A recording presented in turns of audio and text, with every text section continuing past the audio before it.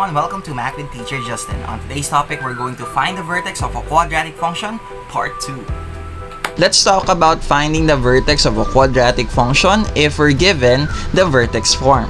So, if you're given a vertex form, in order for us to get the vertex, we will just get the opposite or the inverse of our h present in our vertex form, and we will just copy the value of our k.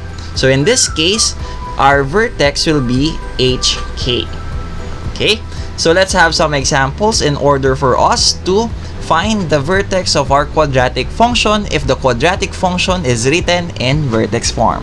Alright, let's have our first example for today. So for example, we're going to find the vertex of this quadratic function.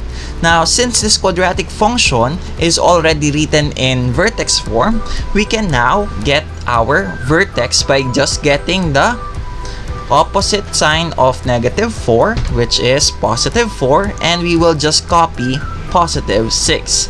So our vertex for this function is 4, 6. Alright, let's have another example. For example, we're going to get the vertex of this quadratic function. So in our quadratic function, it's already written in our vertex form. Now, to get our vertex, we will just prepare our coordinate. First, we will just get the opposite of +5 for our x coordinate. So, it will be -5. Then, we copy our k, which is +9. It is going to be +9. Ayan. So, our vertex for this quadratic function is -5, 9.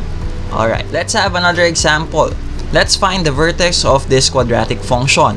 Now, since this quadratic function is written in vertex form, we can now get our vertex. First, we need to get the opposite of our h. So, +8 will be -8. And then copy our k, which is -3. And that will be the vertex of our quadratic function. Alright, let's have our last example for today. So for example, we're going to get the vertex of this quadratic function. Now, since our quadratic function is already in vertex form, all we need to do is to get our h and k.